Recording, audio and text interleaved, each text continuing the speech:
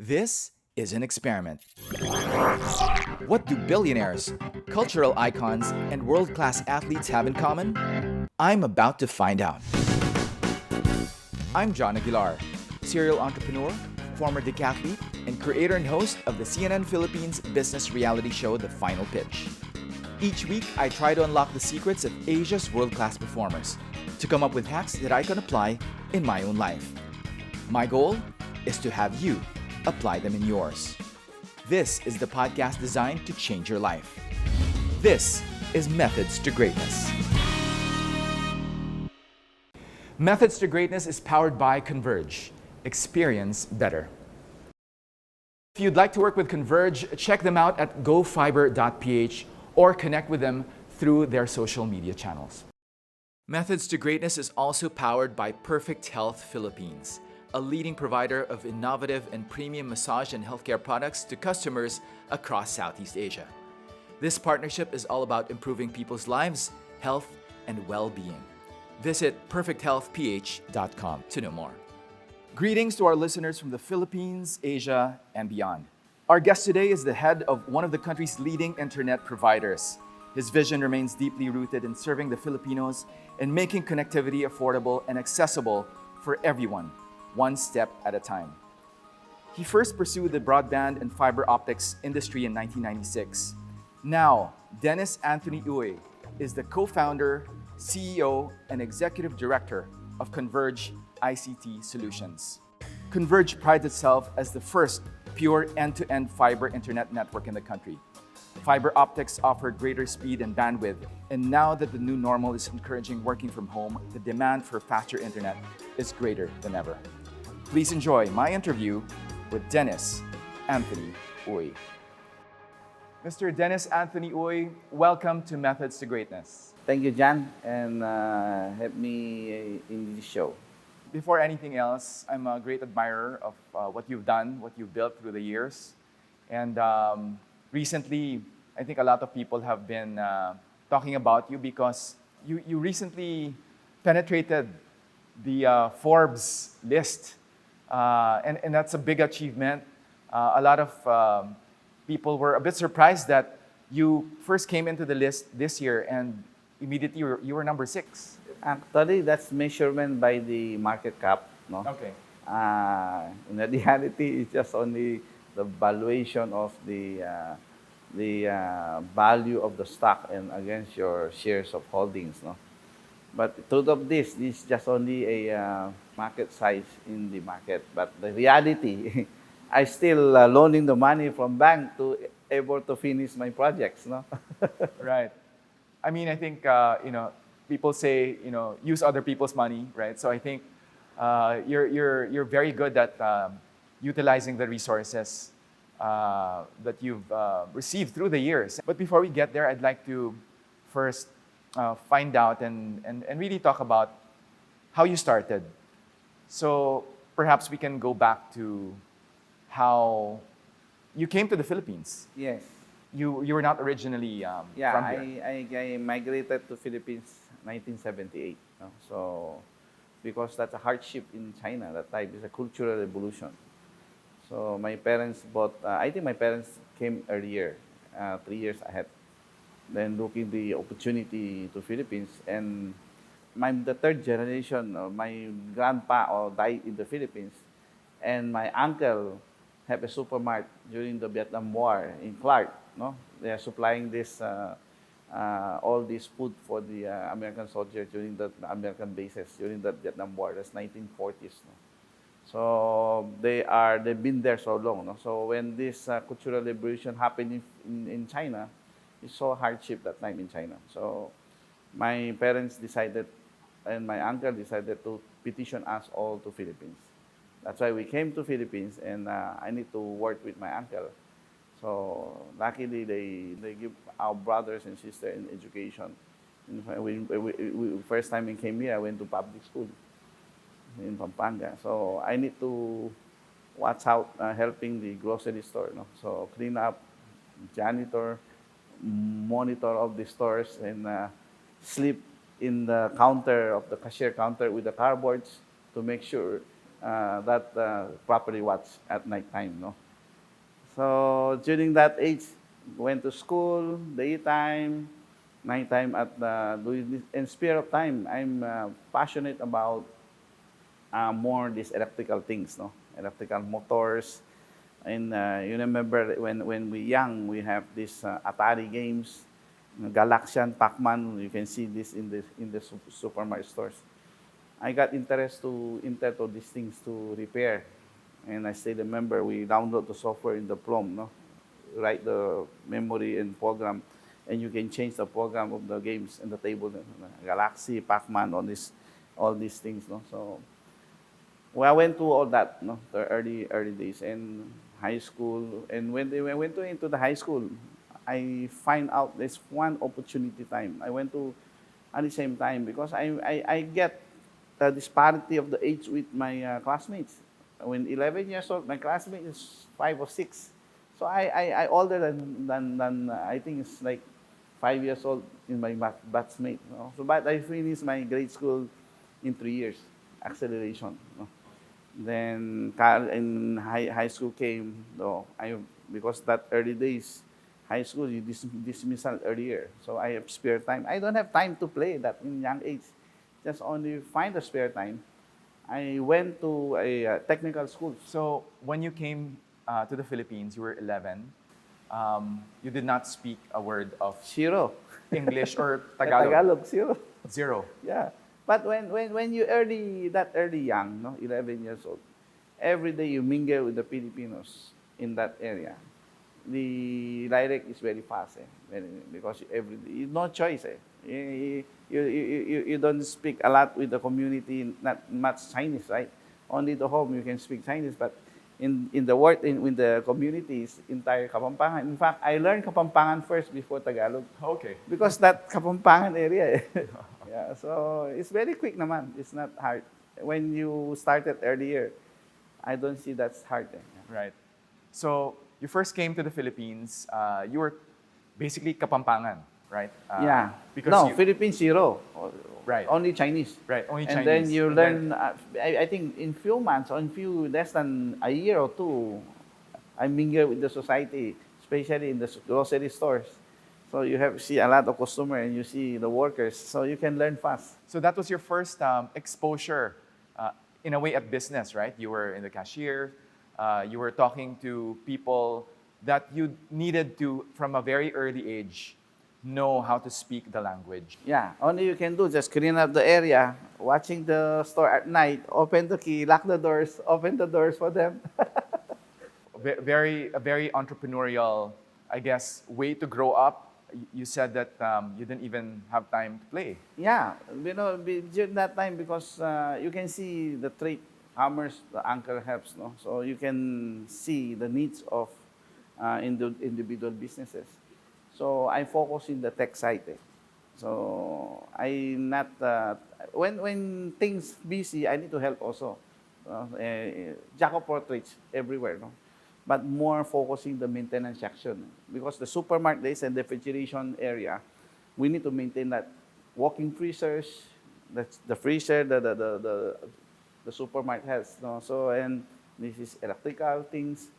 So I learned a lot in that early. I personally rewind the motors during that times. Wow. So really from an early age, there was this predisposition to working on machines, on tech. Yeah, essentially. Before that, computers age is not yet there. No? Do you remember early age? The teacher check is with key punch. That's Sorry? Key punch. You know the card with the punch. Oh, okay. That PC, the police check is punch. No? Okay. That is started the computers. So that was how things were done before. Yes. So Okay. I went to this computer school. Okay. Imagine to this key punch. They call before the electronic you have GRC. Oh, that's time you communicate. Morse codes, right? Wow. That's early days, no? Okay. I learned that also. No, went to computer. Wow. When the start computers came, 80s, early 80s. You can see Atari games that time, early 80s, and Commodore. Commodore, that was my That's first 80s. computer. Yeah, Yes, Commodore Commodores. 64. Yes, Yeah. and then you have 2E2 Plus.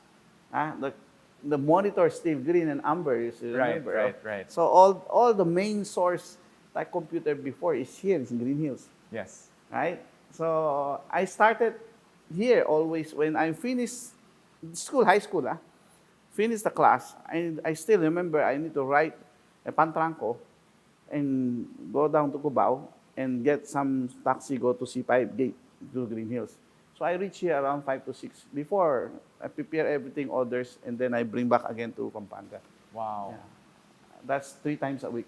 Wow. So how old were you then, that time? I think that's 83. I should be 5, 11, 16, 17 years old. And you're talking about these are items that you would get from where? From your customers, From Green Hills, because I need to, when I started this with Uncle Johnny Olds Technical, but the first setup, the first in the wall of rental Betamax there, that's mix the product. Betamax.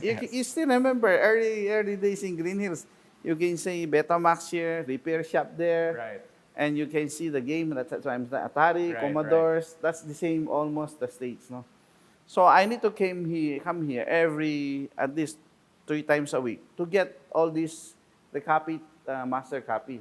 Oh. So and we recopy in my area to rent it out.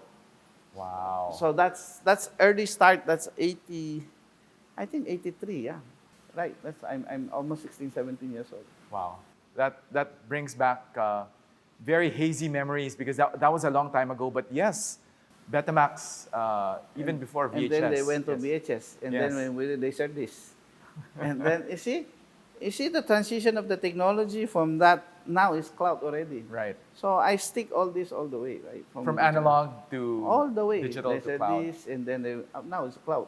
Before you need to have a hard disk to bring it, and what's or hard disk, right? Put the storage. Now they came out with the memory stick, and now totally is no more tablet. You see the cloud. Right. So this transition of technology took 3 decades. You know, I feel like even though you came from an era where everything was analog, it originated from tapes, I somehow feel like you are a digital native by nature. I get that. I get that feeling from. I go deep all the process, including not just only simple Betamax copy and rent, no, because you need to learn how to fix the machine too. I went to electronic course to repair everything, and I have a repair shop when I'm still young. I'm fixing all these things. So when I can fix, you see the basic whatever, I charge the customer to fix because I have captured market. Then it's hard time, no parts, no available sophisticated problem. I bring them to Green Hills. You still remember when you bring machine here, talagang sila naghahabolan ng kukunin yung Right. negosyo sa Green Hills Yes, sa early yes. days, right? But I met that guy in BRC, I still remember. And finally, they stood my godfather during my wedding. So I Wow. still remember these transition days. So very entrepreneurial. If you would accept broken equipment, Yes. Basic. if you can't fix them yourself, you would bring them here Yes. to Green Hills, and then profit was good. I'm yes. assuming, no? Yes, that time. The Betamax then is very expensive. It's not cheap. And you can see, I still remember all this distribution, and they have a service center. The JVC JVC. is in Pasay Road Service Center. Okay. I bring one of the VHS they cannot fix, and they fix for me. I waited for at least 2 hours, and I saw the monitor of that technician. So many channels. That's before. I think that's 89, 90. I curious. I said, in the province we know in province we just said FEN, that's Far Eastern Network, right? So that's UHF from Clark. Clark is still there before because Pinatubi, Right. that's it happened. So many channels, the cartoons, you can see CNN, all these channels, HBO. I got curious. I asked this technical because we got the relationship with that with that service center. So that's cinema kulay. I said that's a cable TV provided by Home Cable. So see, I find how where this signal came from, why you have in Manila, why we don't have in province. So I need to research up to searching up to the supplier, and it turned out they still in Annapolis. This American engineer bring this called CYO International, bring the satellite dish, Okay. and that's start the cable TV. Wow. So transition from, because cable TV will kill the rental of tape. So I saw that technology already in the market. I said I need to think quick how this can be disposed, my business. I know in due time this will totally wipe out if you not move earlier. So I decided, because the Video Regulatory Board came out earlier, there's a lot of policy came out, because duplication is copyright. Right. You cannot do that. Correct. So that's why Video Regulatory came out with a sticker to able you need to pay each tax for duplication Okay. before you can But rent out. before, you freely did that because it was Wala not eh. regulated, right? It's not. Yeah. It's unregulated. So I decided that I need to sell it out already. I don't want to get trouble in this. Finally, I installed more than close to 400 machines in duplicator I have. I turn it out, sell it to Isabela, Tarlac, and Pangasinan. That all my tape, all my machines. I got, I think, 3 to 4 million capital for selling all these things. Okay. Okay. That money came to the cable next. Okay. So from an, I would say, obsolete technology which you sold, you now had the 4 million by which to start Yeah. this new cable company. Yes. So in that case, you didn't have to borrow your initial capital for your cable company. Actually, cable company, 4 million just started is not enough. Because imagine, I start only 16 channels. And this, in fact, this antenna head end, I put in my garage in my home. Because my house, a basement, where's the recording area, all the tapes? I put my head end there. Okay. And the Saturdays, I still have some picture in the roof of my old houses in my mother's house. You still have pictures of Yes, that? yes, I have some We'd pictures. like to borrow or to see some of those pictures and share that. It's old houses. So the Saturday is in the subdivision. So we started that, and while we are wiring this from master head then to individual homes, suddenly eruption of Pinatubo came. That give me totally disaster, right? So who can predict Pinatubo after 600 years and wake up? And imagine they kick out the American bases because of this Pinatubo happened. So I decided this is disaster. I said it's about time. I need to put this project continue anywhere you go.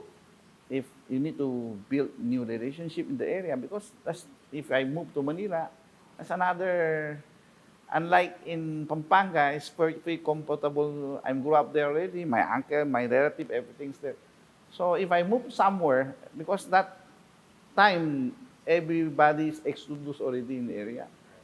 You still remember? I still remember the houses, the big houses is sold it at 50,000 pesos, and that cost you that 400, 500,000 before during American the big houses.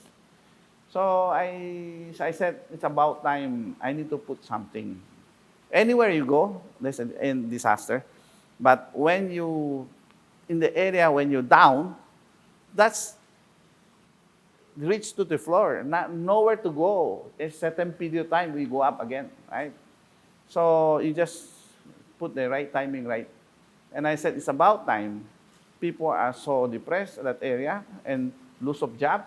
It's about time I need to put this communication, entertain, uplift the life of the people in that area. And the information of the news is very important. So we put that local channel for serving the affected area community. At the same time, you put some entertainment to give them a cheer and uplift. So that's my main focus to able to. And people they thought I'm crazy. Okay. Because imagine everyone Was just leaving. Yeah, leaving. But I still continue to build my infrastructure to able to deliver houses. So even the houses is the access is still the roof. Huh? In the road. The access is the same height with the electric poles. Wow. So I just put the wire directly to the pole, and when they clean up, my wire is there already. Yeah, so that's really happened. So that's why people thought I'm crazy. Yeah. So you didn't need the ladder No, to, yeah, to reach the roof. because they're going to clean also. Yeah. So that's happening during my days in Pampanga, in Angeles. You saw the opportunity in the crisis. Yes. But partly also because, as you said, if you had started from scratch somewhere else, you were comfortable. Yeah. I think, I think that was a factor as well. Yes, and not only that, you need also understand nowhere to go because there's down already. When you hit the ground of the down disaster, nowhere to go is go up. Right. You just have waiting certain period of time, but you need to give back to able to help faster recovery. So if you are a businessman from local and you show the local people you shy away also, the more people will get depressed. So that's why I decided to continue because the cable I bought is there already. Right. So I need to, whether like it or not, I need to continue. Right. So I make sure continue to bring more news, information, entertainment to the people. So you felt you had a civic duty to your community to serve them. Yes. Still, coupled with the fact that your infrastructure was already there, it was already laid down. Yes. What was the impetus for you to say, okay, now I've established something here in Pampanga? At what point were you thinking, oh, okay, maybe this is something that we can probably take to other places or even to Metro Manila? When I'm start in Pampanga, no, it's just only in Angeles area. And because of the Pinatubo removed the American base because they forced to vacate because disaster, everything.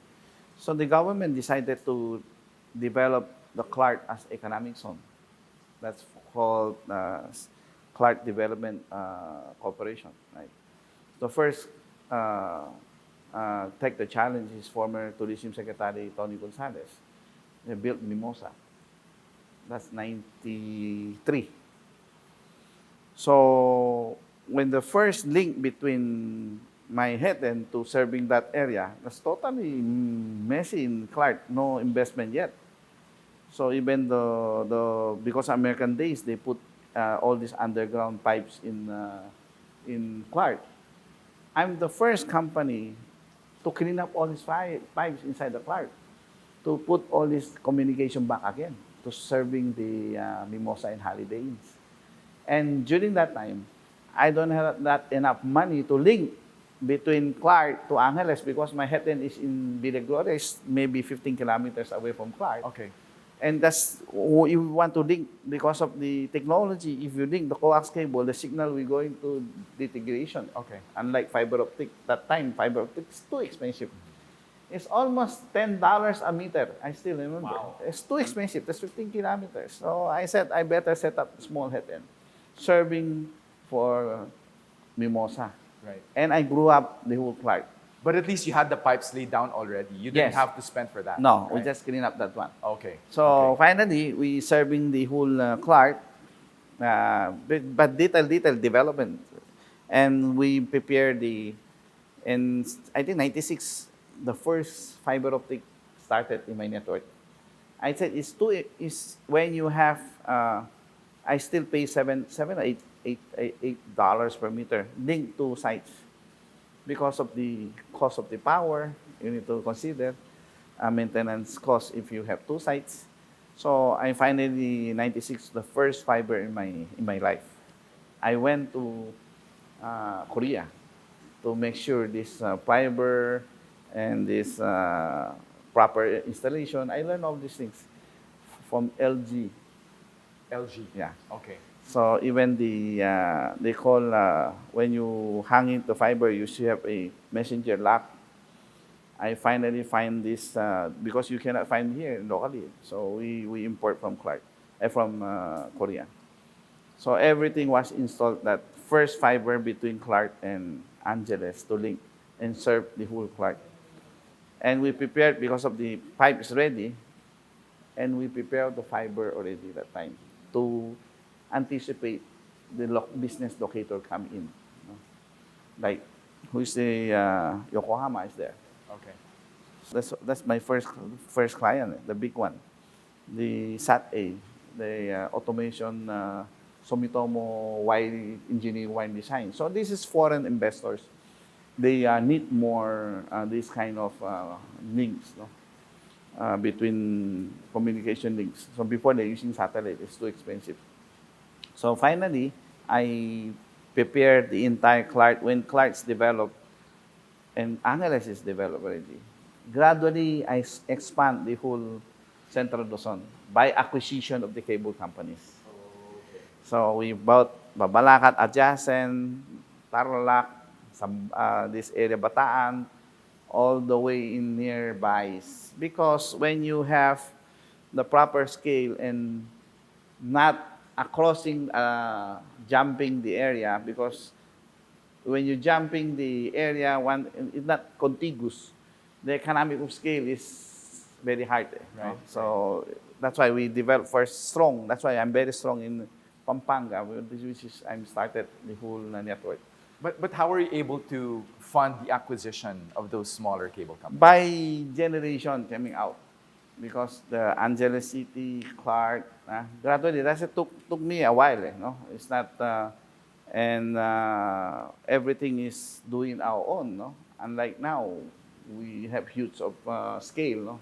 Before, takes a while, whatever money you earn, and you go back and put it up again. So the longest certain time, more than how many decades, I not feel I have a money in my wallet. So all is in the business. Everything that you Everything earn goes back, Yes. all of it, every single peso. Yes. So that's detail by detail the business went up because of that. Yeah. Okay. So I can imagine the kind of life that you must have been leading, acquiring all of these small cable companies, growing your company, but at the same time being frugal. Yeah, by the way, Jan, by during that time, not just only my business in cable and this, I selling a lot of computers. Okay. In fact, this computer age, I mentioned to you the Apple IIe2 Plus and then XT IBMs. I'm the first local from Pampanga selling all the schools, name it the school. Okay. I provide thousands of units. Okay. And from mainframe big electric companies like enterprise to have a huge like refrigerator computer, I switch them to small one now because the technology switched that. Holy Angel, all the schools, name it, Holy Family. So that company, that other business was funding the expansion. Yes, at the same time. At the same That's time. called Okay. Savers Office Automation. Okay. I started also that. And I also started a small computer school during that time training. And when the computer become common already, I switch into different segment because when you have mass market already, margin is not attractive anymore, and you spend more time. No, I went to high end. I became a Sun Microsystem, that's the Philippine distributor. Okay. To able to supply this banking, government use, and finally Sun Microsystem was bought by Oracle. So I think that's 2004. No? So I went to importing all this during .com days in America. This is 90s or middle of 90s, late 90s. All these switches and routers, networking products, I import huge a lot because their product is really good, but you know how to rehabilitate properly, and we sell it in local market. Okay. In fact, all these major telco in the Philippines, they have become my client during that time. Yeah, that's why I'm very technically involved. Right. Because I know the transition of the technology towards from this kind of technology, switching to the new technology, because Philippines are always behind. because we are in third world country. That's the reason. Yeah. Methods to Greatness is powered by Converge. Experience better. Converge has been an instrumental partner for myself, for our organization, because everything we do right now is digital. Everything involves liaising, coordinating with people, with other companies, and all of this is done online. And our medium, being video, is very, very highly data-driven. We need a stable, reliable internet connection to make everything we do work. What Converge has given us was a way to be able to successfully carry out all of the tasks of the team, reach out to our audience, to our market, and also allowed us to be able to create more things with what we do. My team has been a direct beneficiary of this. I think this pandemic has given us a lot of opportunities to pivot, and this is our latest pivot into the future, which really is a digital world. For Methods to Greatness, I'm interviewing world-class performers, icons, CEOs from Asia, from around the world. All of those interviews are done online. They're all done via a video call. It was very critical that we had a reliable internet connection that would enable me to carry on these conversations with these icons from all around the world. That is one of the reasons why we're able to do what we do now.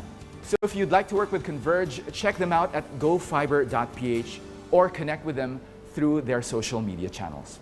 This episode is also brought to you by Perfect Health Philippines. Did you know that massages are considered one of the best ways to recover from exercise and is considered an indispensable part of any fitness training and recovery regimen? Getting a regular massage not only detoxifies your muscles from lactic acid buildup, but also increases muscle performance, blood flow, reduces pain, and induces better sleep. If you don't have access to a masseuse, the next best thing is a massage chair or a massage gun. Perfect Health has a complete lineup of massage chairs with a whole range of features and price points. Their top-of-the-line model, Perfection 2, has all the bells and whistles, from 3D full body and foot massage functions, voice command, Bluetooth, and zero gravity. Their Perfect Relaxer massage gun is a personal favorite of mine, which I use on my quads every time I come from a long bike ride. Methods to Greatness, in partnership with Perfect Health Philippines, has come up with a special discount promo that is exclusive to our followers and subscribers. To avail of the special promo discount, get in touch with Perfect Health's professional healthcare consultants at perfecthealthphcustomerservice@gmail.com or via hotline 02-8831-6944 and give the promo code MTG. That's the Methods to Greatness promo code MTG, and the healthcare consultants will hook you up with the best premium massage chairs, massage guns, and other healthcare products, all with a special discount. I'd like to now ask, because I think in previous interviews that you've done, you've always said that your wife, Grace, has had a big part in you building, I guess, your companies or Converge to what it is today. So would you mind telling us the story of, I guess, how you came together and also how the dynamics of a husband and wife relationship play in the context of your business relationship as well? We got married, I think, 97, 96, we know each other. No? So, through common friend. No? So, when we got married, finally, she worked with IBM before, and she's a CPA, accountant. She's really good in controls. When you CPA, when you work with multinational, and with this system setup for like IBM is quite multinational structures and everything. Mine is opposite. Totally. No? I don't have control. Right. I just only tech guy. I know what passionate of the technology. I want to roll out this, and she go and massively and without controls. Right. That's opposite of husband and wife. No? So this is a perfect combination, right, in fairness. So after we got married, I decided to join us in my company, helping me. No? So when we start, she'll take care of family business to make the system in place. So which is a Savers, it's a chain of store. And finally, we have a cable with this proper system, proper control. So this is, I can say, she's contributed a lot because it's perfect combination of lose control with the controller. You know, I can perfectly empathize. I empathize so much with what you just said because I myself, when my other TV show, Philippine Realty TV, which is a real estate show, when we were first starting out, I met my wife because she was one of my first clients. Eventually, we got together. We started going out. And one thing I realized, and I didn't know this, but as an entrepreneur who started the business, same with you, I did not have any of those controls. And all of a sudden, my girlfriend at that time, so Monica, my wife, when she came on board to join me in the company, she said, "Why don't you have controls for disbursement of money and for all of these things?" And I was never a corporate guy, so having her, she came from a multinational company, join me was also an eye-opener, and I agree with you. It's a perfect combination because, you know, as entrepreneurs, we've started from scratch. We were not taught a lot of things that maybe our wives had in terms of experience with a bigger company. So, like you know, I also realized a lot of things when my wife, Monica, joined me in the business as well. Actually, when I'm still during the process of this kind of business, early stage, small scale is fine, but you need to reach certain scale to in place something already. But when you start small scale, you do everything. In fact, you're climbing the pole, you put the wire, you drive your own deliver trucks. That's me. I do that when I'm started, right? But when you get a scale already, you need to in place something already. And especially now, if you like, in my case, that public company, everything should be in place now. You need to get professional people. We have 4,000 people now. So when you have that economic of scale already, you can put necessary measures. So this is like a step one up to the ladder, climbing up to the top you want. You need to pass a single step before you reach. So would you say before your wife came in, was she the first step in professionalizing your organization? Yes. She's so shocked. So she said, "Oh, my mom want to go into market, just only get some cash from the cashier, and and buying some food from the market, right? So it should have closing daily sales, all this in place, the system. So in fairness, she's the first introduced that discipline and proper setup of the system for the business. We have retail shop before, and that's why end of the day, you don't have inventory system, you lose control. It's just how much money you have in a year, and end of the year, how much you have in the calculation only. Not exact individual things. No? So now you put all the system, single appliances loss, you know already. So why this is not in inventory, everything. No? So she put that system in proper and that's why you can have scale up. Without this proper system, you cannot be multiple branches. To be married to a CPA is a huge advantage. Being in your industry, I think as an outsider observer looking at what happened to you, marrying Grace probably maybe was the biggest break in your business, perhaps. Yes. Because I just only focus on the technology side now. But you can grow the business with lose control. Is company will not success also. So perfect combination is very important. Wow, that's a great story. I think a lot of big businesses really started from just the founder and eventually the co-founder, which is the wife or partner. And in your case, I'd like to know, I'm sure you've had a lot of conversations with your wife when you were still in Pampanga. What was the conversation that you had with her wherein you both decided maybe it's time to penetrate Metro Manila or other parts of the country? You know, the Metro Manila, when you come into Metro Manila, it's not easy. You will you box out on the big giants. It's challenging. So when I'm targeting Metro Manila, I still do some partnership with others first. Okay. which is I started partner with Destiny Cable, right? So I contribute some technology for consumer, which is that's their business, and I see the opportunity with the enterprise segment, which is they don't have. So I introduced my expertise with Lim family, which is she's my godmother during the wedding. So it's value added revenue to them. I using the existing infrastructure to deliver this enterprise market. And middle of this transaction, middle of the 10 years agreement, suddenly Sky Cable acquired them. So this is get me a panic. So I might be boxed out in the market in the Philippines, in Metro Manila. It's not easy. So I need to think how quick and how you need to address getting rolling out your own infrastructure. So you depend on you. And at that time, I just got a franchise from Congress.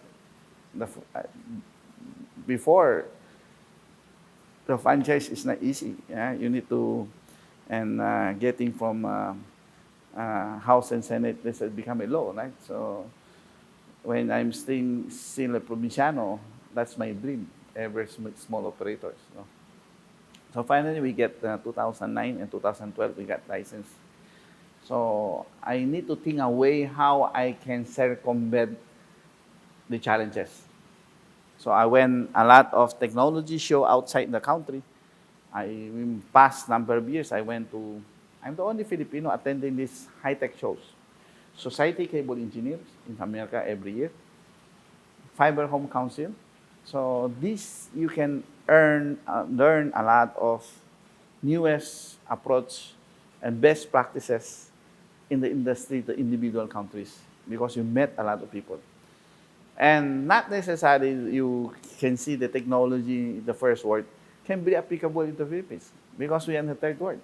Imagine when you start the digital boxing in US, they sell it like $300, $400. That's recording hard disk boxes in the cable industry, This right? is TiVo. Is this Yeah, TiVo? before TiVo. Okay. Yeah, you can record, you can forward. That's 400. And if you have a cable company in the Philippines like me, you bring that technology to here. Do you think No one's gonna buy that. the ones, because they cannot afford, right? So you need to select proper what's matching for the country. So I always introduce this kind of new, and I saw one time, because Manila is the worst, especially Makati, Quezon City, Ortigas. No one you allowed you to baking because you cause the traffic. So finally, I met this guy from France called Mari Technology.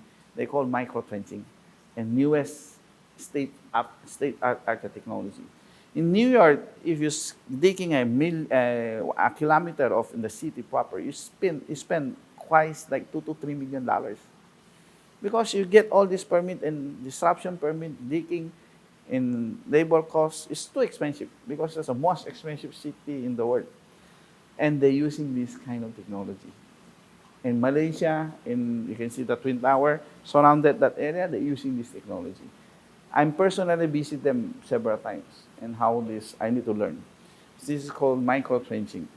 So in the traditional company using these chutes of pipe for the underground, now they're using 2 inches pipe, and capacity-wise, it's bigger than this because we have sub-duct of 7 or 8 ducts.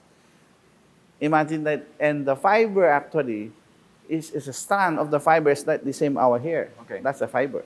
So the technology called microfiber now, with microduct, with microtrench technology, to able to rolling out fast in Metro Manila. So I saw this opportunity. I'm the first in Asia have 30 machines in country. And this, I went to factory to see this, how they do it, maintenance, everything. I talked to the owner, the Italian guy on this company. They bring the technology here to teach my people, everything. And massively, imagine the whole Makati city, I finished 2 months. Wow. Only 2 months. And you cannot see the disruption. During cut, suddenly, less than few hours, you cannot see anything. In fact, MMDA, we dig in the ETSA, And the MMDA want to stop us because they said, you're causing the traffic. So when did it at the night, early morning, finish everything, no one noticed. We put the fiber inside. Because the cable was so small. Because your digging is only 2 inches. Oh, okay. And precise, and you have a high-speed machine to cut concrete. Oh, okay. And this is on 2 inches and 18 inches deep. And you put the duct immediately downstairs, and you put restoration the same day. Okay. So I'm very curious to know the difference between, and this is based on my limited knowledge of, I guess, cable systems from the past. I heard that you used to use copper. I mean, legacy systems were using copper, right? As opposed to using copper cables, what is the difference between that and, in this case, fiber cables? You still remember, you can see the copper cable overhung in the pole is like this size, no? Right. Now, technology of digital and fiber is totally huge different. Why? Copper have conductance, right? When you put water in the short circuit. That's why when you're using the copper during the raining days, you don't have dial tone. Right. You don't have internet access because our copper wire is exposed. Correct. And why is it? They said, well, during the rain, everything cannot communicate anymore because of short circuits. Okay. That's one. Second, copper need to regenerate certain of distance. 1 to 2 kilometer, you need to put amplifier. Okay. And you need to generate. Imagine, Otherwise, you lose the signal. because copper have a losses of the signal when you pass longer, right? So if Metro Manila, you ring the copper in the network, so how many amplifier need to put to able to reach the last one, no? So the rule of electronics, the more active component put in the middle, the point of failures. Right.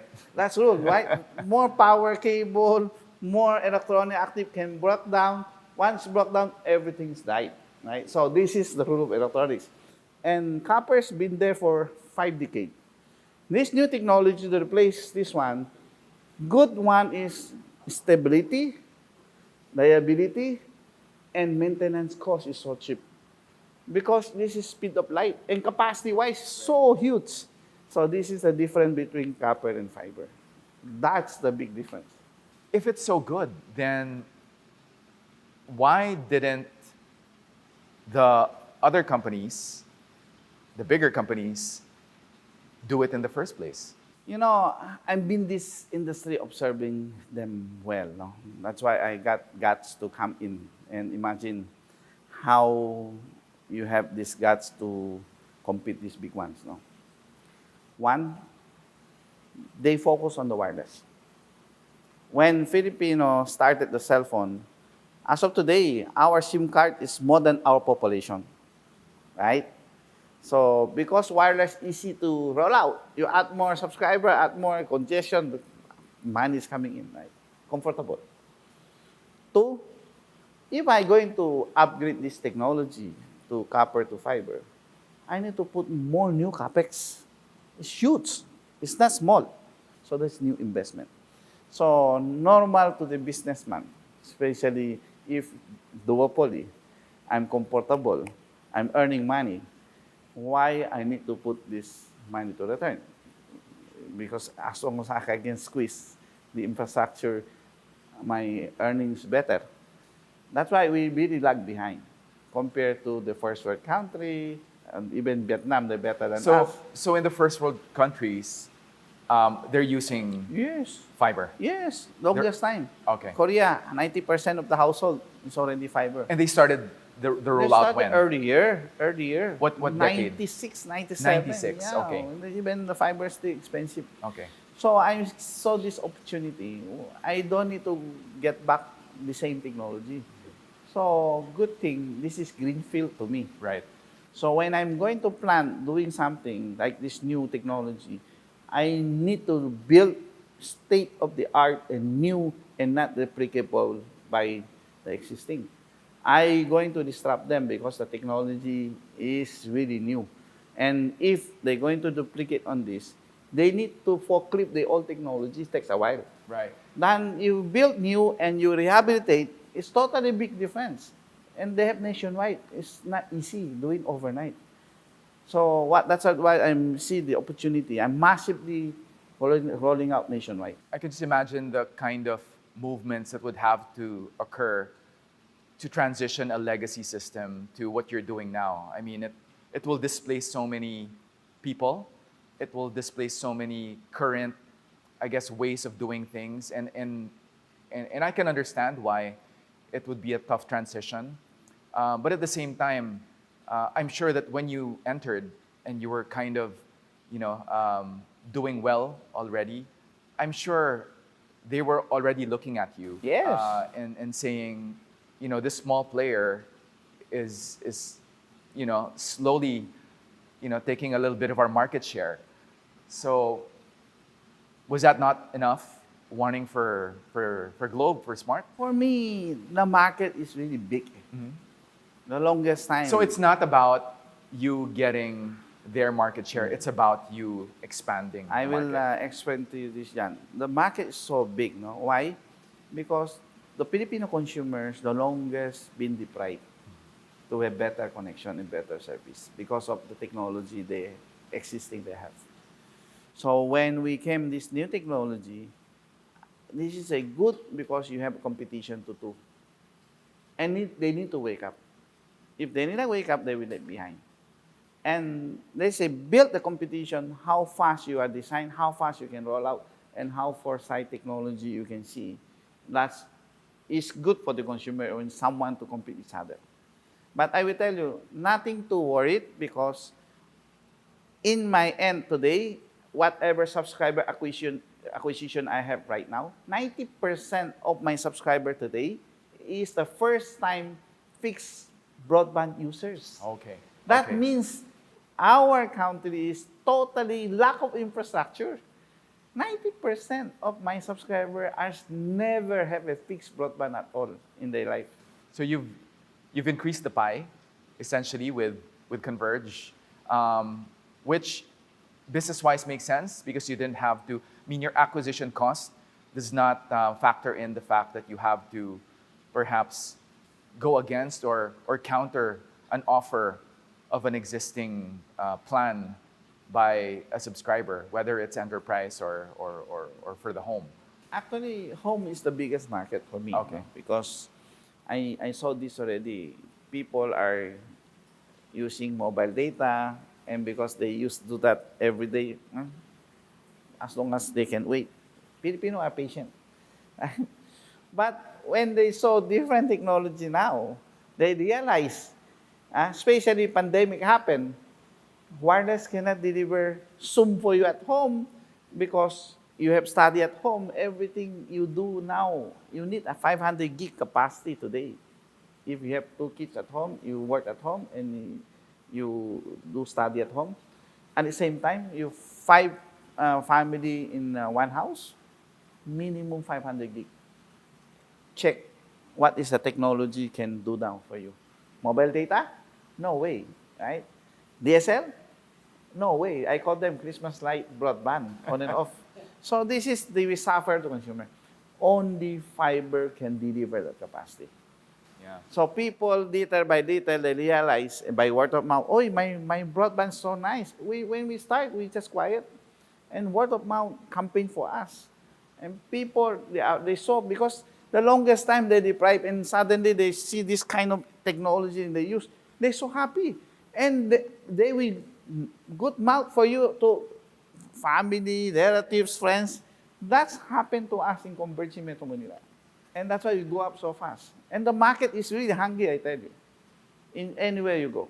The pandemic probably did so much for your business in ways that I'm just trying to imagine, because if you're subscribing to a data plan on your phone, you can do it anywhere. But since you're at home, then it probably paved the way for people to say, hey, it makes sense to get this broadband. I'm not leaving anyway, so I don't have to have like a phone as my source of Or, I can do it from home. I can do it through the line. Jan, through the I line. tell you, if Filipino consumer will realize using mobile data, using for home and full day of work, they will kill you more. You spend more. Because mobile data have data cap. Right. And just only watching one movie, you finish your minimum 10 gig or 20 gig, and you need to reload, right? And I'm the first one offer no data cap to the consumer. Because the fiber is there. Right. Capacity is It's there. not Why like- maximize? It's not like you will spend more to Yeah. give them more data, right? Yes, but that's why you can see the difference now. Why mobile need to put data cap? Because they have limited capacity. They need to share the access point. The more people use the access point, no more they will congest. It's like a pool, swimming pool of size, allowed you to have a 50 person to swim, and suddenly you jump 200 people there. What happened to 300 people inside the pool of 50 capacity? That's the logic of the wireless. Okay. Okay. That makes sense. Thus the need for another player to enter the market to I think disrupt. the Philippines, I tell you, this size of 110 million population, we need at least 6 players Okay. to able to have faster consumer can have a better service and quick. Why 6? Because imagine Singapore, that's 8 million subscriber. They have 5 operators. Oh, wow. Vietnam, how many? 100 million? They have 6 operators. So the more operator you have, the more people have choice. And this operator, they need to do something innovation, they need to do something better than compete each other. End of the day, the more competition, the more beneficial to the consumer. That's the reality. Methods to Greatness, in partnership with Perfect Health Philippines, will be giving away premium healthcare products to our loyal listeners and subscribers. There will be weekly winners of Perfect Relaxer massage guns worth 9,900 pesos. And at the end of 12 weeks, we will give one lucky subscriber a chance to take home a fully loaded Perfect Health Trinity massage chair worth 200,000 pesos. All you have to do is subscribe to the Methods to Greatness podcast and follow us on our social media accounts on Facebook and LinkedIn, and share the post linked in the show notes of this episode on your feed. And if you know someone who you feel would benefit from our conversations and content on the show, tag them for more chances to win our prizes. We always want you, our listeners, to aspire to improve yourselves in every aspect of your lives so you can be the best you can possibly be. Check out the Methods to Greatness social media channels for more details. Now let's talk about the final pitch. People look up to you because you started really from scratch. And there are a lot of entrepreneurs who want to pitch to you because they admire you and they admire what you've done, what you've achieved. What would you say, what kind of entrepreneur are you looking for in the show? Because I'm tech guy, right? So I want to see how we can use the technology to uplift the Filipino. That's very important because nowadays you can see the whole world, all this successful country is a combination of technology and talented people to able to foster the uplift of the lives of the people. No? So I mentioned a while ago, we have so many talented, but not enough ecosystem, not enough opportunity to able they will succeed. No? So with this kind of exercise we have, I said, I will looking more talented people and good ideas, and important is have an impact to community. And that one is fulfillment. We can really come in to help them to grow and they will succeed. That's always I'm thinking. Even during my days, it's not profit. It's you need to profit is later part we come.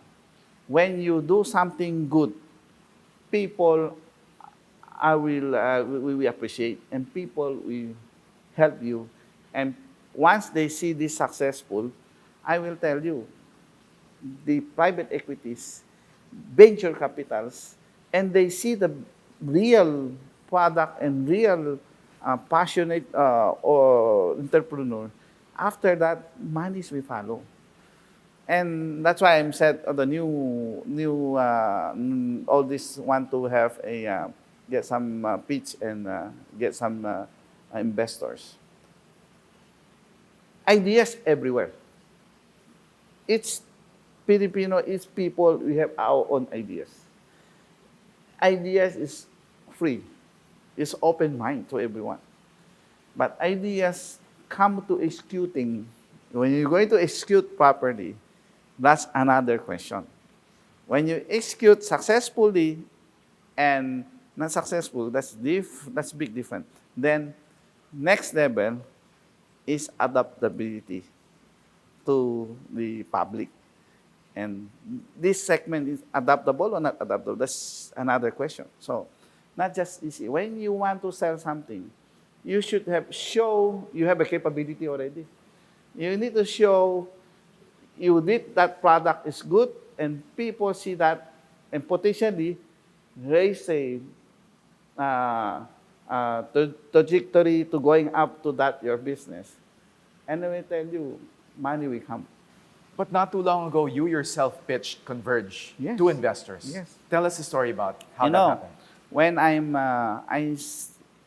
you can see actually, this is a true story. You can see the YouTube channel. Just search 2016 Converge Media Launch, maybe. Yeah, that's 2016. What I envision of Converge and what I tell the industry, what's happening today is 100% what I say is still today. So that's 6 years back, almost 6 years back. No? I said that's only 100,000 fiber subscribers by then. PLDT maybe have 200. That's only 300,000 fiber subscribers. I said the size of the Philippines, that huge. We need this size, we need this infrastructure, digital, and where are going to get the money, right? So the industry deep know-how is there. The market, I study where, and technology, everything is there, right? And I have a track record for a number of years already. Only the piece lacking for me is money to push this. Right? So 2016 and 2018 is another YouTube you can find. I launching in Echa Shangri-La. I invite all the big ones. Korean Telecoms, even UBS came in for bank to able to find my investors. Then I talked to Subcom US to able build the submarine cables. Imagine submarine cable as 2018 is in my plan. Today we are talking, everything finished. So that's need you at least 3 to 4 years think, design, plan, and executing minimum 3 to 4 years. So that's done. After first week of October. So all of this, that exercise 2018, and I announced to the public in media, without money. Wow. See, without money. That's a very gutsy move. Yes, without money. But because we have some revenues already. Right. My revenue then is just only, I think it's close to 2 billion pesos. That's Okay. maybe 200 million a month. And totally not comparable as of today. No? And this is more than 10 to 15 times 3 years difference. So when I have this idea came out, I invite UBS.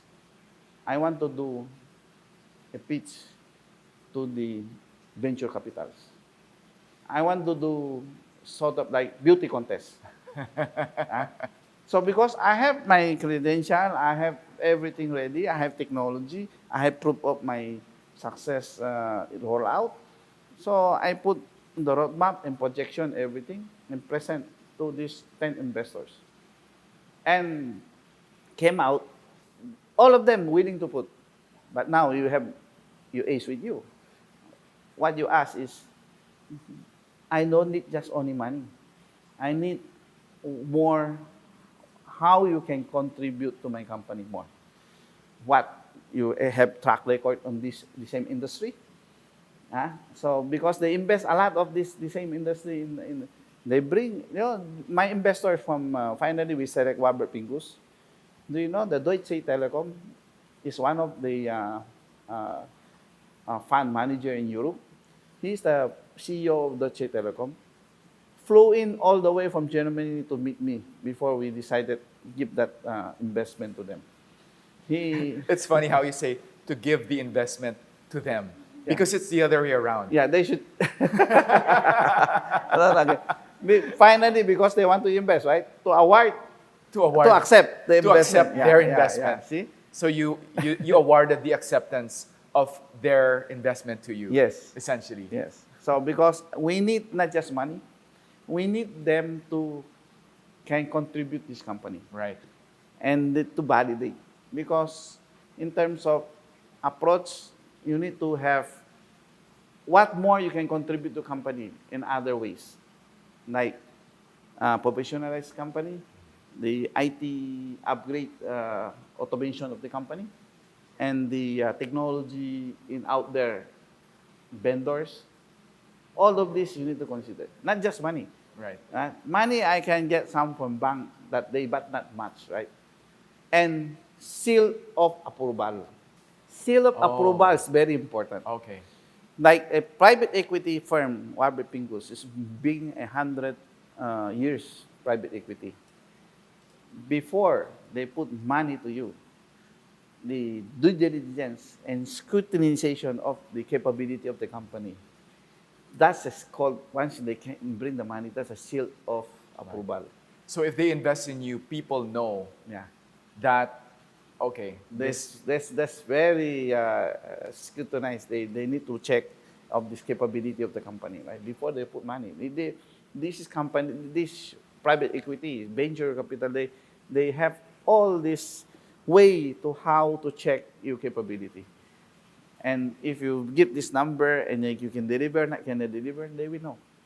And when we're discussing of this investment, we came up because I see already, they check on my company and they see the beneficial if they come in the money. But turn around, I want to ask more. How you can contribute to more of this company. When they came in, I tell you, all the banks opened the credit. Local banks. Because these banks is not before without investment of Warburg. I'm very hard to get a loan from bank. But when I'm start the business, I grew up scared with a loan. That's gradually to went up. So finally we get, because Warburg to invest $250 million with this bank, they will not worry with you anymore. And we put necessary business proposal into the bank. We get open credit without collateral to the Right. banks. Wow. Because they have confidence already. Right. So that's a seal of approval, Yes. essentially. Yes.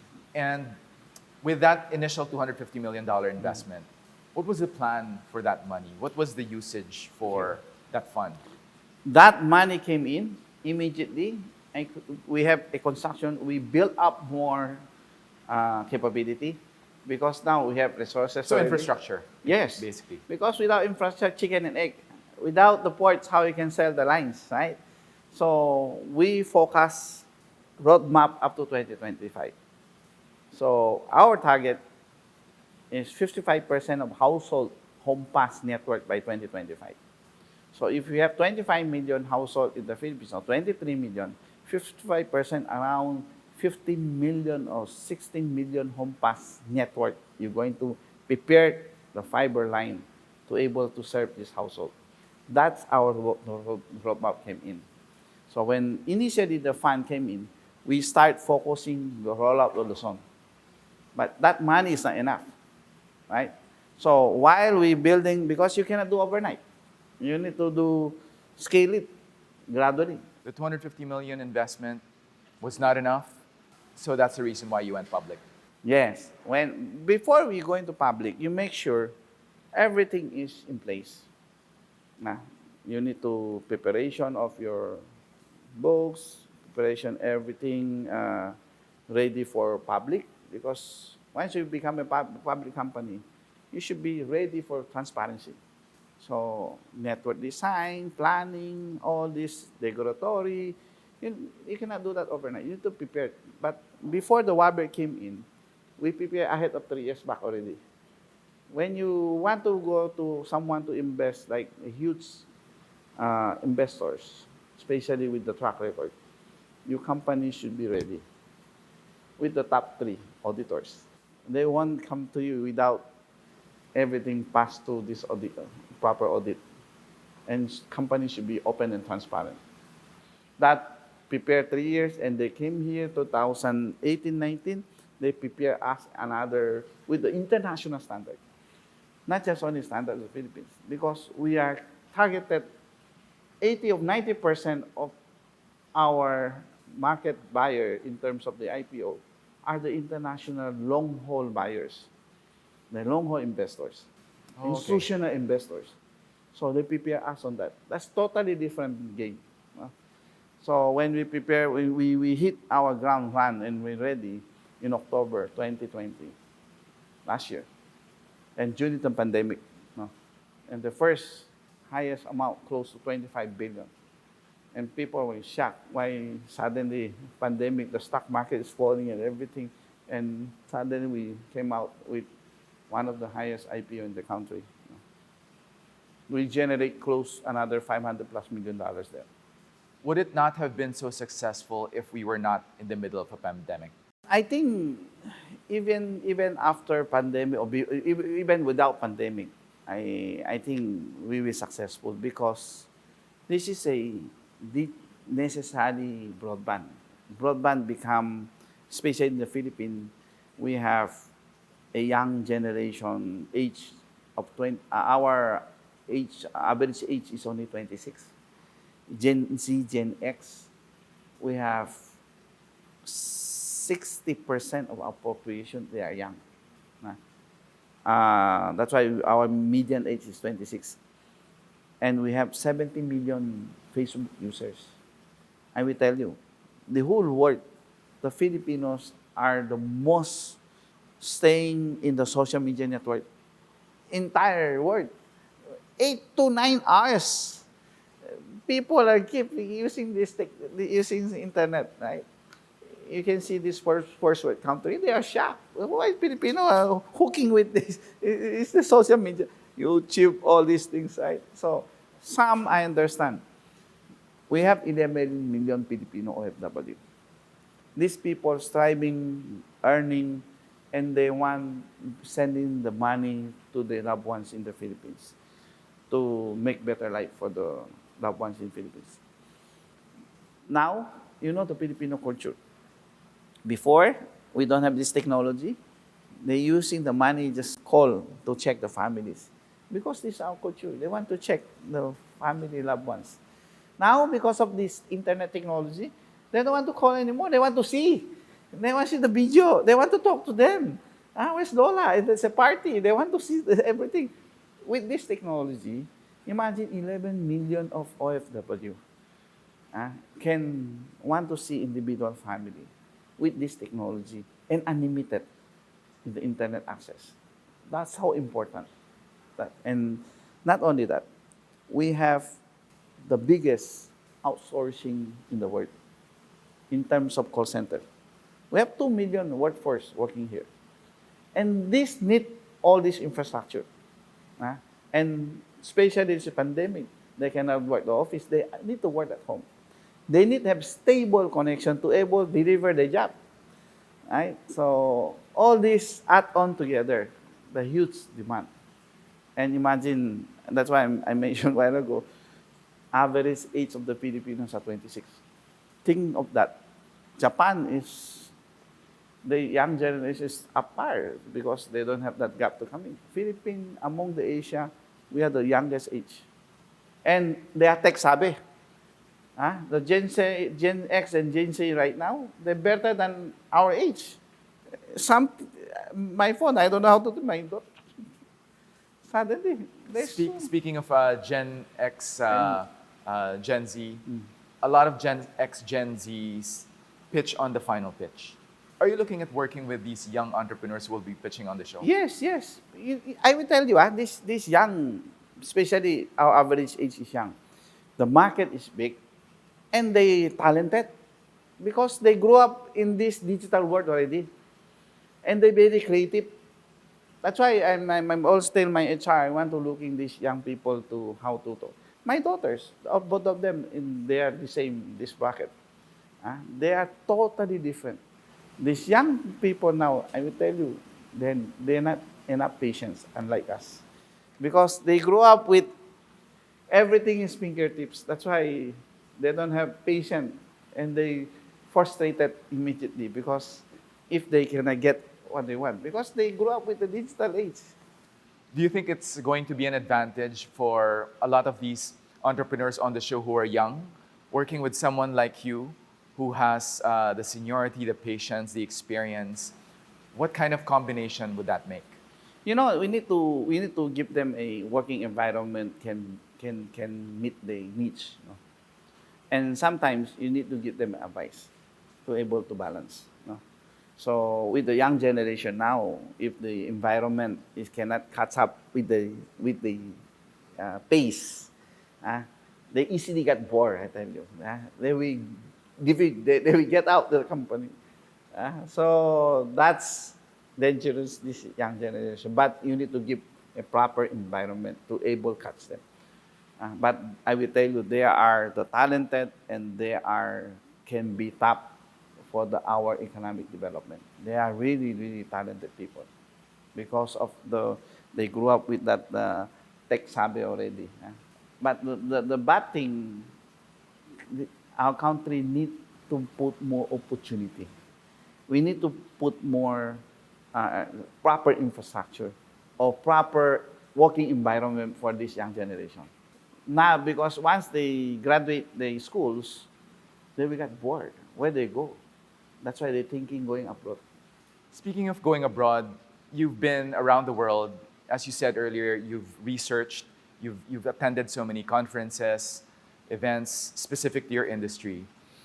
If there's anything that you would like for people to know, people from outside of our country or from outside of Asia, what is it about the Philippines that you would like for people to find out about?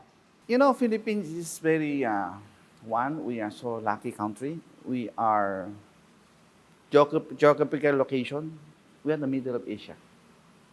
Imagine Singapore, Indonesia, Vietnam. If the internet traffic going to US, they need to pass Pacific Ocean in our waters. Because this side, right? So Philippines here. Hong Kong going to US, South China Sea and Pacific Ocean. The opportunity in this country, in due time, that should become a digital hub of Asia. Why? Number one, you need to see the factor why not happening. Doing business, we need to address. Power cost is very expensive. Tax incentives is not there. Once more, gateway to connect the digital highway. So Which now, is controlled by two. right. So we're in archipelago with your solution that's bridging all of the islands. What you're saying is that no longer is going to be such a big factor. Yes, for the Philippine domestic, because I open up, I'm now the newest and technology infrastructure in the country right now. So all the major cities, we have the huge capacity, and that's open up. No? Unlike before, do you know, John? I will start to say, our domestic traffic is 5 times more than expensive international. That's get me frustrated. Sorry, what traffic are we pertaining to? With the traffic between inter-islands. Okay. That's sad, no? Because of this duopoly happening. So when we have this infrastructure open, that we open. Not only that, we need to think in the international open also to able to be realized of the digital hub of the Philippines to become hub of Asia. That should be people looking to our country. Imagine power. Why should our power is too expensive? We have hydro, we have geothermal, we have sun, solar, we have wind. All of them, put them together. Imagine, why is it our power too expensive? It's about time. We need to do something. Disruption of the technology, the new power setup, due time, I tell you, benefiting to whole country. I thought you were going to say in due time you will also enter those industries. I don't- hope I still have that time. Okay, okay. But for you, time is relative because in 3-4 years, what you've been able to do, I think, is just mind-boggling. So I have no doubt in my mind that if you put your mind into another industry, perhaps you have the capacity and capability to be able to disrupt that industry as well. But I digress. I'd like to ask, you being a Chinese immigrant, obviously you've called the Philippines home since you were 11 years old. I'd like to know, on a personal level, what is it about you that makes you Filipino? You know, I grew up here. No, in fact, from grade school up to college, university, and I grew up with the society with the Filipinos. In fact, I took my selection of by uh, by uh, by court to get naturalized. It's very seldom people do that. No? So I got naturalized by selection in court, 1980, 89 or 90. Sorry, how does that work? How does naturalization? So I think there's a requirement by OGCC, or you have stay number of years, you have become a neighborhood, contribute with the community, and become a good citizen of your residence, and you need to get some endorsement from your community to file in the court and to become a naturalization. But this is selection. Unlike someone is like you give birth because you acquire by the because your parents, one of the parents is Right. Filipino, and then you can selection. Mine, both my parents and my families, entire families, fire in the selection of the court to acquire this citizenship. The reason why I select Philippines, I see a lot of potentials. No, we are gifted country. I will tell you, we're so lucky. We have so natural resources. We have the best beaches in the world for the tourism. We have the best agriculture. I tell you, anywhere you can plant, the food is there. Compared to this snow country, they Harbin or Upper China or this European country, half of the year you cannot do anything, right? So this is tropical country. 12 months you can do everything in agriculture sector. In the natural resources, we have everything. We have natural gas, fishery, folks. I tell you, 12% of the fish in the world is in surrounding our waters. 12%, yeah, the fish, the whole world. So imagine how rich is Philippines. And we so many talented people. People are full. Among the Asian countries, we're most English speaking.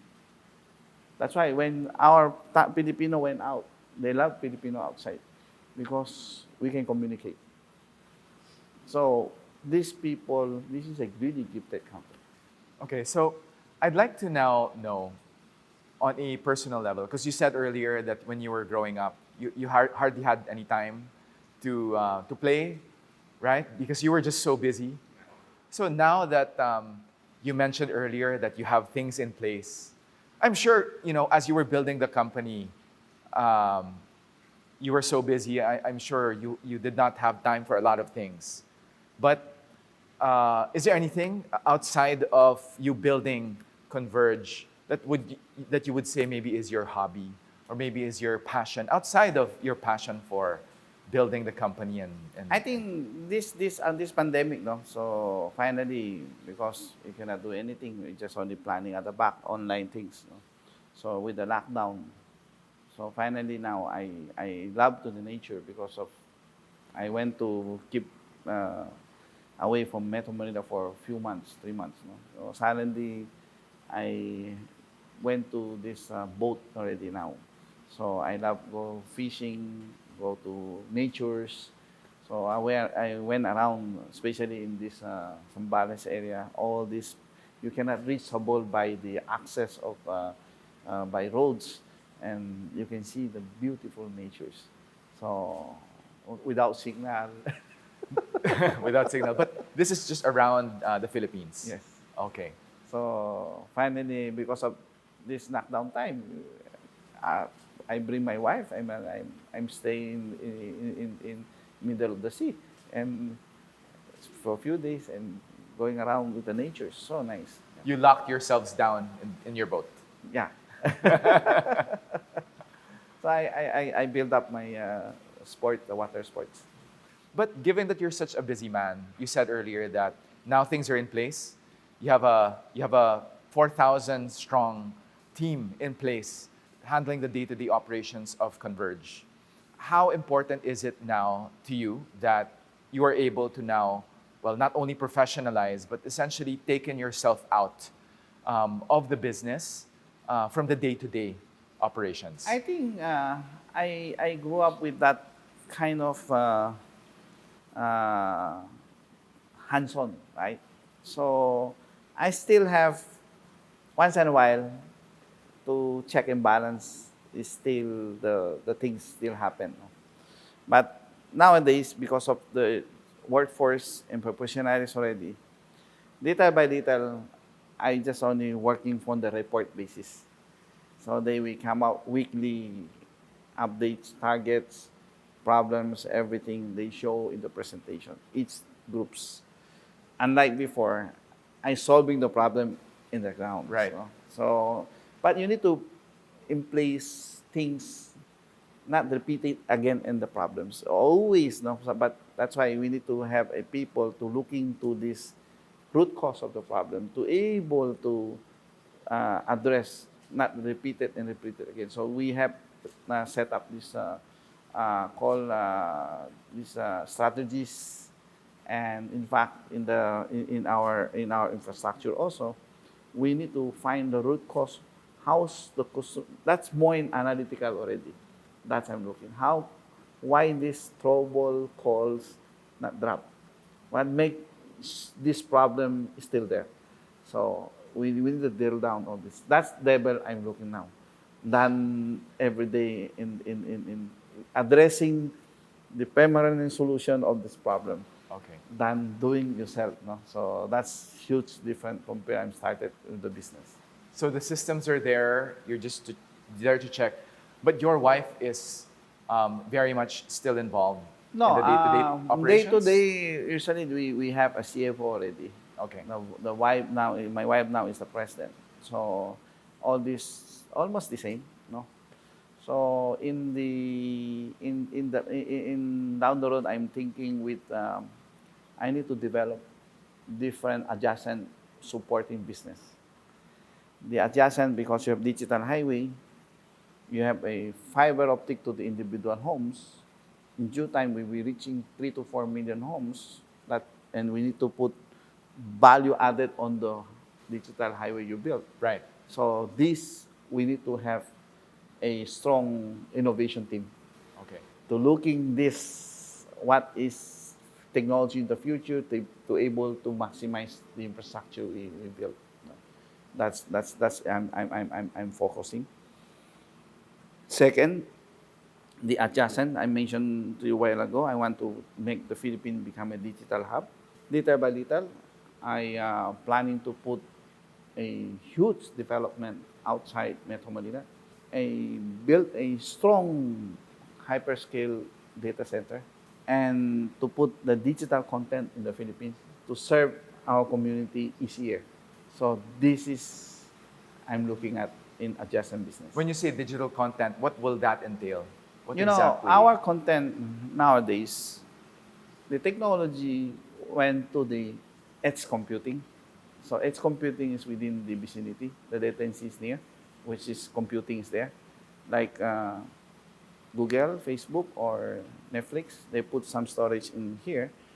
But if the hyperscale talking about, you need to put more uh, huge operation to distribute it to the regional. Okay. Okay, but you need to write infrastructure to Is it able to more have like that. a server Yes, farm. hub? Yeah. Okay. Yeah. Okay. But because before the internet days, when you searching something, you need all the way get from US. Right, right. So because of the world using digital now, especially the video shoot up how many times, you cannot do that anymore because the pipe we broke was too big, right? So you need to scale them down and bring the edge computing to near to the consumer. Okay. So the processing is quick. Unlike before, you have buffering, right? So now Correct. you cannot see anymore. That's real time. That's you need to bring nearer to the where's the population is. Wow. Dennis, I'd like to know, I'm not sure if you have, but if a school were to invite you to give a commencement speech, there are so many young students nowadays graduating. We're in the middle of a pandemic. There's so much uncertainty in the world. What would be your advice to, the young Gen Z who is coming into so much uncertainty in this world? What would be your advice to perhaps the graduating batch of this year? Important is the young generation. I said stay focused on what they passion, and select where's your specialize. Because there's no such people, you know everything, right? So where you specialize on it and where you happy what you're doing and focus on that. And I will tell you, you become successful, right? That's my personal experience. I didn't enter a lot of field of businesses. I don't want, I just only, when I start this tech and everything, derated, I went once to not derated, I'm failed, but I went back again. So that's not happened to me anymore. I learned that lesson already. You've done so much, but I feel like there is so much that you still want to do. Eventually, all of us will pass from this earth. What would you put, or what would your epitaph say when you move on? I'm still almost a third, one third of the journey of the life, right? So important for me is not just money. It's end of the day, good thing you do, impact to the community. Make sure you have a good legacy people can remind you. So especially now because of this young age, the country need something, have a ecosystem to make beneficial of our people, especially this young generation. Imagine the Filipino people when they go out to other countries, they so successful. You can see Silicon Valley things, Filipino talented, they most in they successful. Why they're there? We should build our own ecosystem to able the talented keep in our country, to help our country. So the rest of my few years, 10, 12, 15, I'm looking to it to I can do something to that happen. I want to be, I think I still in my concept was in my mind, I want to build a sort of like a tech city. And this is totally unique, never had in the Philippines yet. So the community, and I will return this to my hometown, Pampanga. Oh, okay. It's going to be definitely in Pampanga. Yes, Okay. yes. And I have a site already. In fact. Okay. So I just put them piece together to make this happen. And all this digital highway I mentioned, all these stories I mentioned, but tech university should be training and innovation hubs, all these software development, but should be in one area. In one campus. Yes. That's fulfillment I'm looking at, and legacy I can give to the young generation. Wow. Future. Wow. Huge. Yes. That would be something. Yeah. If you could pull that off, I think, given what you've achieved, and I think by that time also, given also I guess the access to more resources, I'm very confident. Not that- only that, Jan, because I've been in this industry for more than 30 years. All these industry leaders, I know them very well because I'm attending all these shows, these big ones, no? All these founder of big CEOs in terms of Comcast in US, they're together with me in the shows, in the technology shows. Rogers, I know this founder. No? So in terms of these technology providers, like huge ones, no? Salesforce.com. I just recently visited in US. The company hosts me husband and wife. I put up this in the table, and they really want to put something. Why they looking at Hong Kong and Singapore, a tech regional hub? Why not in Philippines? So, or you can pull these big ones together in one place. I think this country can move forward very well. And talented is here. And we have so many universities, we have so many developers. In fact, including the gamer, the Filipino are always top.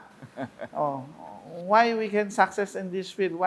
Because we need to environment adjacent and ecosystem to be complete, and they will be more successful.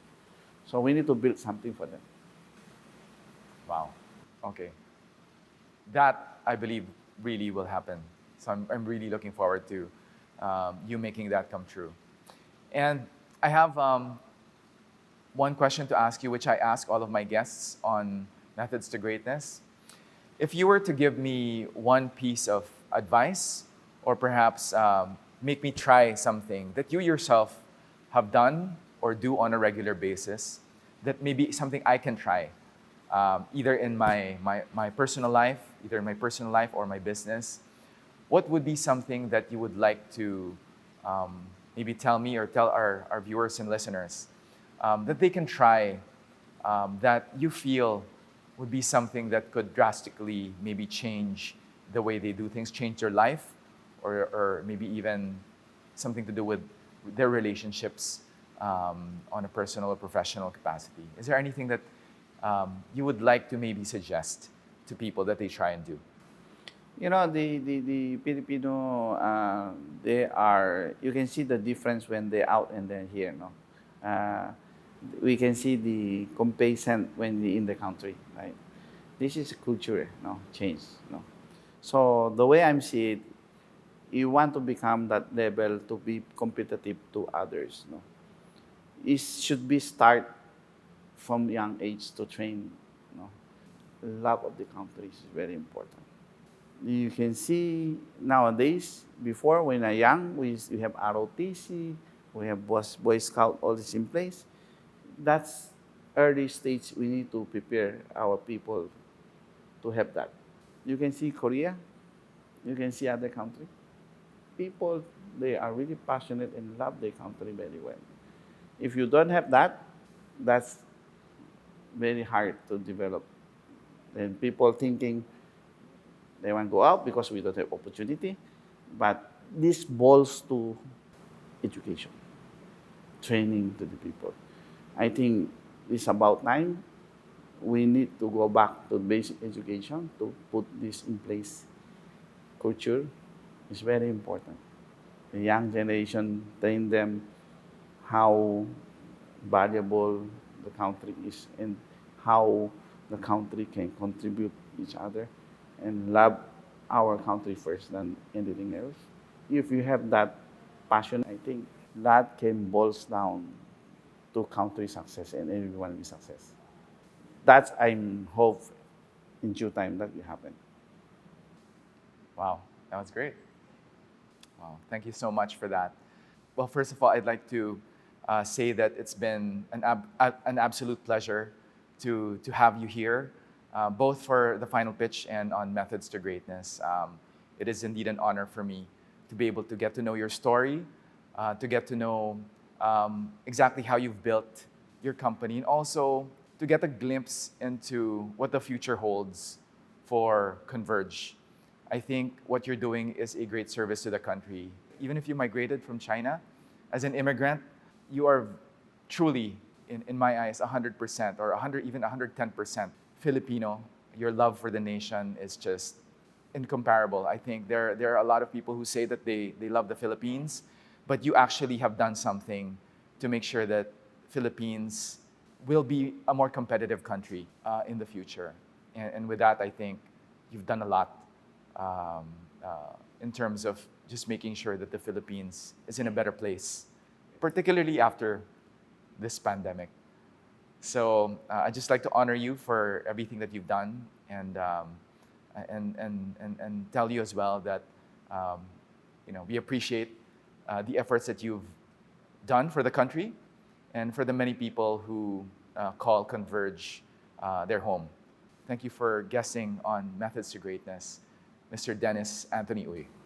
Thank you, Jan. And I think this is a really great, and I'm part of your show. And I think just continue your good work to society, because this is can contribute.